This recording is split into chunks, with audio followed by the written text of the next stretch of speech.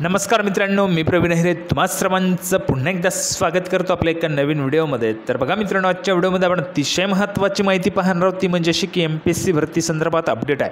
बघा मित्रांनो, MPSC exam संदर्भात नवीन अपडेट असणार आहे। अतिशय महत्त्वाचा व्हिडिओ शेवटपर्यंत नक्की पहा, संपूर्ण माहिती कळेल। त्या अगोदर तुम्हाला सूचना आहे, जर तुम्ही व्हिडिओवर नवीन असाल तर व्हिडिओला लाईक करा, व्हिडिओला जास्तीत जास्त शेअर करा आणि चॅनललाही सबस्क्राईब करून घ्या।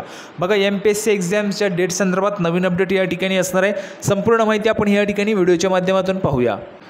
तर बघा मित्रांनो, संपूर्ण माहितीसाठी आपण या ठिकाणी आलेलो पाहू शकता। लोकमतमध्ये आलेली महत्त्वाची बातमी, निवडणुकांमुळे अडली नोकर भरती। संपूर्ण माहिती काय, राज्यसेवा पूर्व परीक्षेसह अनेक परीक्षा पुढे ढकलल्या, परीक्षांच्या तारखाच जाहीर नाहीत, विद्यार्थ्यांमध्ये संताप या ठिकाणी पाहायला मिळतोय।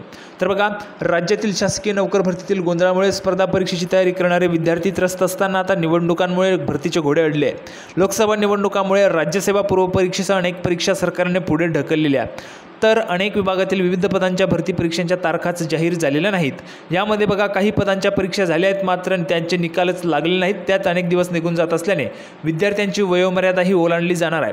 यामुळे विद्यार्थ्यांमध्ये सध्या प्रचंड संताप दिसून येत आहे। संयुक्त पूर्व परीक्षा 16 जून रोजी नियोजित होती, मात्र त्याच दिवशी UPSCची परीक्षा होणार असल्याने विद्यार्थ्यांचा गोंधळ वाढला आहे। पुढे विधानसभेची आचारसंहिता लक्षात घेता विद्यार्थ्यांची धाकधूक वाढलेली आहे। आता बघा, पुढे ढकलण्यात आलेल्या परीक्षा कोणकोणत्या? 28 एप्रिल रोजी होणारी महाराष्ट्र राज्य पत्रित नागरी सेवा संयुक्त पूर्व परीक्षा अचानक महिनाभरापूर्वी पुढे ढकलण्यात आलेली आहे। नवीन तारीख अजूनही जाहीर झालेली नाही आणि तारीख जाहीर करावी या संदर्भात विद्यार्थ्यांतर्फे त्या ठिकाणी मागणी करण्यात आलेली आहे, परंतु तारीख जाहीर झालेली नाही। जुन्या अभ्यासक्रमानुसार ही शेवटची संधी असल्यामुळे यात किमान 1000 वर्ग 1ची पदे भरली जावीत, जेणेकरून जुन्या विद्यार्थ्यांना न्याय मिळेल, अशी विद्यार्थ्यांची अपेक्षा आहे। समाज कल्याण अधिकारी, इतर मागास बहुजन कल्याण अधिकारी ही परीक्षा 19 मे रोजी नियोजित होती, तीही पुढे ढकललेली आहे।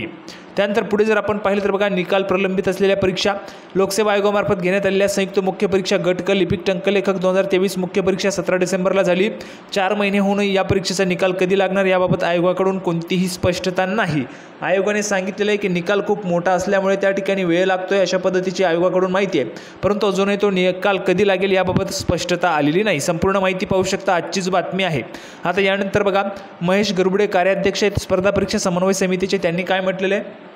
विद्यार्थ्यांचा एक दिवस महत्त्वाचा असताना परीक्षा पुढे ढकलल्या जात आहेत, पण सरकार गंभीर नसल्याचे दिसत आहे।